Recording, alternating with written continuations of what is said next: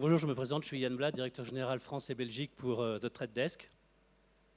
Bonjour, je suis Philippe Baucher, je suis directeur marketing adjoint chez TF1 Publicité. Alors, bonjour Philippe. On a beaucoup parlé de l'année du mobile, pendant plusieurs années d'ailleurs, ça a fait marrer tout le monde. Est-ce qu'aujourd'hui on va commencer à parler de l'année de la télé connectée? En tout cas, la télé connectée prend beaucoup d'ampleur aux États-Unis. On parle de télé adressable, de télé segmentée. En France, on a l'IPTV. Donc la question que je te pose, c'est d'un point de vue des broadcasters en général, comment est-ce que vous voyez la situation en France et plus particulièrement d'un point de vue TF1? Alors en France, vos télés, elles sont majoritairement connectées au travers de votre box. Il y a à peu près 60% des foyers français aujourd'hui qui regardent la télé via leur box. Ça permet du coup d'être dans un univers digital puisqu'il y a une connexion Internet. Ça permet d'imaginer de l'ad serving, ça permet d'imaginer de l'enrichissement data en partenariat avec les fournisseurs d'accès Internet. C'était vrai déjà sur le replay. Et pour l'instant, on ne pouvait pas en faire grand-chose sur le linéaire, puisque j'ai l'obligation réglementaire de diffuser la même pub à tout le monde. Donc on a à la fois le parc d'IPTV le plus important d'Europe et l'obligation de ne rien en faire. Ça, c'est dommage. Et d'ailleurs, ça va changer. Donc typiquement, aujourd'hui, si vous regardez prochainement Burger Quiz, j'étais sur le tournage hier, je vous encourage à ne pas rater l'épisode avec un énormissime Monsieur Poulpe et du très grand à la Chabat. Donc quand vous allez le regarder, deuxième semaine de décembre, vous verrez tous les mêmes pubs. Ça, en 2020, on va commencer à être plus subtil et à changer ça. Alors ça, c'est vrai en France, mais toi, tu le vois aux US, c'est déjà parti, c'est déjà une réalité. Et puis, faut nous dire aussi quels bénéfices y ont trouvé les annonceurs.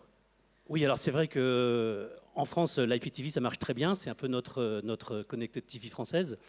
Mais alors, si en France, on a juste enclenché la première, moi, je peux vous dire qu'aux États-Unis, ils ont déjà passé la seconde. Puisque concrètement, on passe déjà plusieurs centaines de millions de dollars d'achats dans ce canal.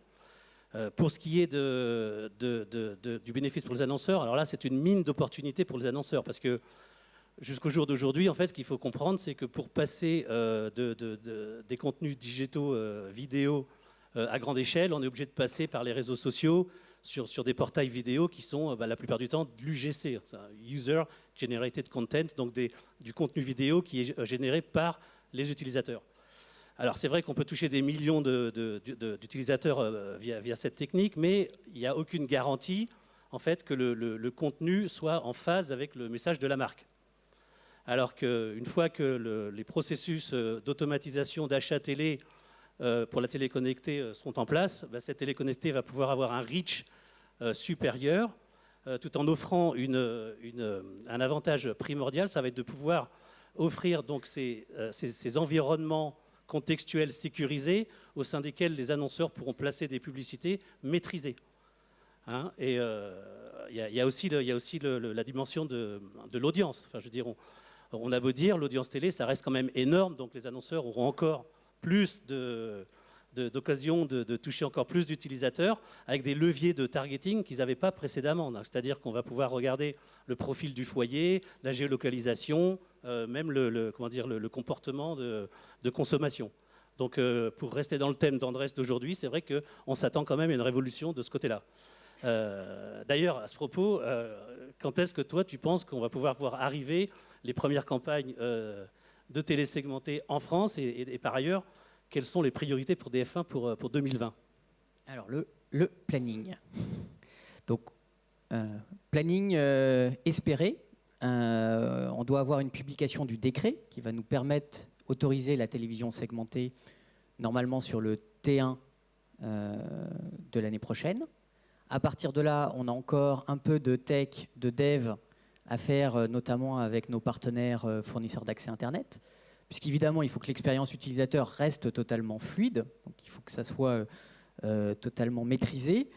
Donc ça, encore quelques mois de dev. Je pense qu'on aura nos premières campagnes, en tout cas un premier cycle commercial à partir de septembre de l'année prochaine. Donc ça paraît loin, mais en fait, on a un peu moins d'1 an désormais pour se préparer. Pour faire rentrer des nouvelles notions en télé, je voyais une des présentations précédentes, la notion de zone de chalandise, par exemple, c'est une notion qui n'existe pas en télé. Demain, avec la télévision segmentée, si ma zone de chalandise, si je suis Cora et que ma zone de chalandise, c'est plutôt le nord, d'un seul coup, je vais pouvoir faire ma publicité uniquement dans les zones où je suis présent. Tout ça, ça ouvre plein de nouvelles portes et de nouveaux bénéfices pour les annonceurs, avec une priorité pour le groupe TF1, où je pense que les annonceurs nous rejoindront, c'est de ne pas créer un silo en plus. On a la télévision linéaire, on a le replay, on a le digital, on a le digital live sur mobile et tablette, qu'on recrée en plus la télévision segmentée. L'objectif, c'est que tout ça, c'est de la vidéo. Au bout du compte, tout ça, on parle d'un inventaire vidéo, alors qu'il faut qu'on unifie, qu'il faut qu'on mesure de la façon la plus homogène possible. Mais tout ça, c'est un inventaire vidéo qui devient adservable, ciblable, géolocalisable, qu'on peut enrichir avec de la data annonceur, dont on peut mesurer les effets, comme présenté Orange et son partenariat avec Relevancy, y compris sur les magasins et sur les ventes physiques. Voilà, tout ça, ça devient de la vidéo adservable. Et je pense que ça rejoint aussi les enjeux que tu dois avoir, toi, chez tes clients annonceurs, de pouvoir acheter dans une même plateforme le maximum de multiscreen possible. Alors, je te remercie de me donner cette balle, parce qu'effectivement, c'est le parti pris de la plateforme de Trade Desk. En fait, depuis le début, on a été conçu comme étant une plateforme plurimédia, donc avec plusieurs canaux, parce que les agences, elles, c'est vrai que ça les saoule aussi d'avoir tout un tas d'outils différents, puisque dans le temps, dans les outils d'achat programmatique, on avait des DSP spécialisés vidéo, spécialisés natifs, spécialisés audio, etc., etc. Alors que il suffit d'avoir un bon outil qui fasse tout, et bien. Et donc c'est vrai qu'il y a quand même des avantages d'unification pour acheter tant de la radio, de la vidéo, du DOH, tout ça sur la même plateforme. Donc là, aujourd'hui, on est prêt. Tout ce qui nous manque maintenant, c'est du volume. Je pense qu'on va pouvoir essayer d'y apporter un peu de volume, juste pour redonner un peu d'échelle de grandeur. Demain, on va diffuser Masked Singer, donc notre nouveau programme, une espèce de talent show issu de Corée sous acide, on va dire. Je vous encourage à aller voir. Ça s'annonce vraiment totalement dingue, avec des costumes réalisés par l'Opéra de Paris. Enfin, visuellement, c'est assez impactant. Un prime sur TF1, alors on va l'espérer le plus gros possible, mais pour vous donner une idée, si je le traduis en impression digitale, c'est juste une émission de demain, ça va faire 320 millions d'impressions vidéo.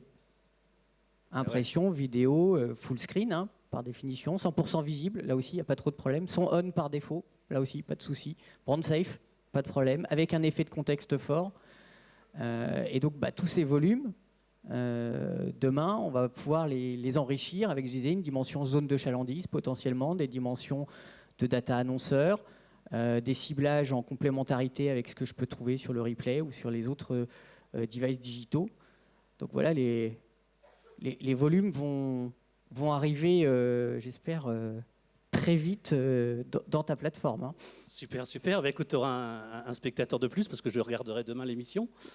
Est-ce que, du coup, avec les émergences de Disney+, Amazon TV, Netflix, etc., est-ce que TF1, vous avez des projets d'alliance, enfin, vous avez déjà des alliances avec d'autres broadcasters pour réagir à tout ça ?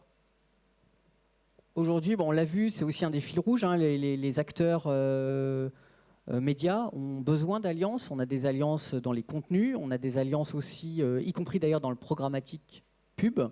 On a lancé l'initiative Sigma avec mes collègues de M6 et de France Télévisions, parce que ce programmatique, et on l'a vu aussi un peu toute la matinée, il est parfois bordélique, il est parfois non contrôlé, et on souhaite un programmatique vidéo safe.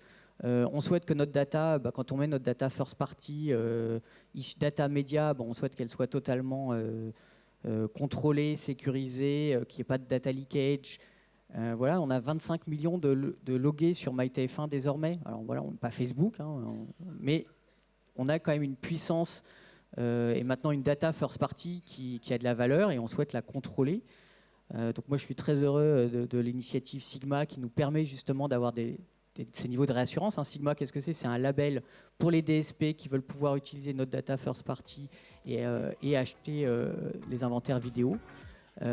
Aujourd'hui, on avait Adobe et je suis très heureux d'annoncer que The Trade Desk rejoint l'initiative et sera labellisé Sigma dans les tout prochains jours. Super, merci. Merci à tous.